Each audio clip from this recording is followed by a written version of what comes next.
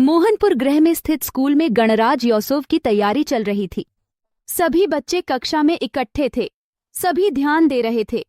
गणराज्योत्सव के दिन हमारे गांव में सभी बच्चे तैयार हैं। एक फैंसी ड्रेस प्रतियोगिता आयोजित हो रही थी। हमारे स्कूल के बच्चों के लिए यह फैंसी ड्रेस प्रतियोगिता बहुत महत्वपूर्ण है। गणराज्य तिथि पर देशभक्ति दिखाने का यह एक उत्तम अवसर है। इसलिए आप सभी से अनुरोध है कि आप अच्छी तैयारी करें, अपने लिए अच्छे कपड़े तैयार करवाएं और इसके लिए आप अच्छी तरह से तैयार हों। आज प्रतियोगिता के लिए आवश्यक एक आकर्षक ड्रेस अपने लिए तैयार करें। उस कक्षा में दबंग बच्चे अपने व्यवहार से बहुत अधिक अहंकारी हैं। उनके पिता की आमदनी अच्छी है, इसलिए वे अहंकारी हैं। चाचा, क्या हमें उनके अहंकार के साथ मुकाबला करना चाहिए? यहाँ हम उनकी क्रूरता को नहीं संभाल सकते। सुनो, मैं अच्छे कपड़े पहने हूँ। आज मैं अपने पापा से बात करूंगा। अगर ऐसा होता है तो फायदा क्या अगर कोई और सुनता है? ऐसा संभव नहीं। हमारी कक्षा में अच्छे लोग हैं, इसलिए मुझे फटे कपड़े क्यों पहनने चाहिए? अगर मैं फटी हुई कपड़े पहनता हूँ तो वे निश्चित रूप से कहेंगे कि मैं हारने वाला हूँ। अहंकारी सिम घर जाया करती है और अपने पिता के साथ बकवास बातें करती है। पापा, आपको पता है हमारे स्कूल में हाल ही फैशन प्रतियोगिता हुई थी।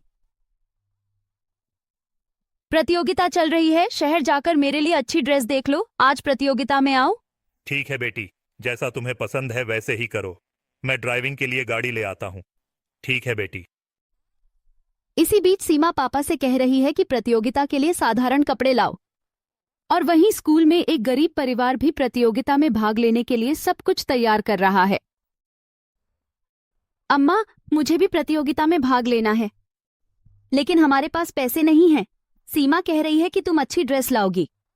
अम्मा, मुझे जरूर जीतना है। गीता है, कृपया एक सुंदर ड्रेस तैयार करो। इसके अलावा तुम्हें मन में देशभक्ति की भावना जगानी चाहिए। इससे तुम्हारे पास एक ड्रेस में सफलता निश्चित होगी। त्रिवर्ण से तुम ड्रेस तैयार कराओगी। तुमने अभी यह रंग अपनाया है, सभी के दिलों में देशभक्ति चमकनी चाहिए। मैंने माताओं से समझाकर प्रण किया, वे अंतर दिखा सकती।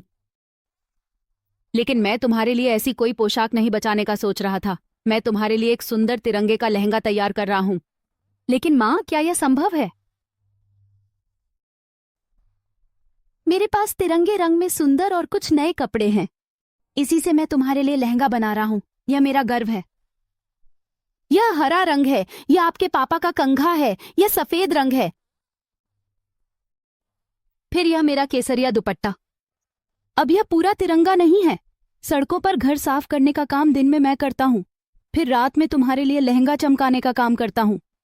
गायत्री बहुत मुश्किल से तिरंगे लहंगा संभालती है, फिर भी सुंदरता बरकरार नहीं रख पाती।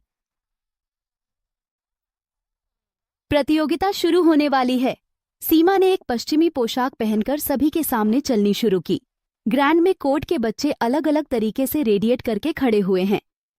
अरे, फिर से चौक पर गीत एक सुंदर लहंगा लेकर आ रही थी।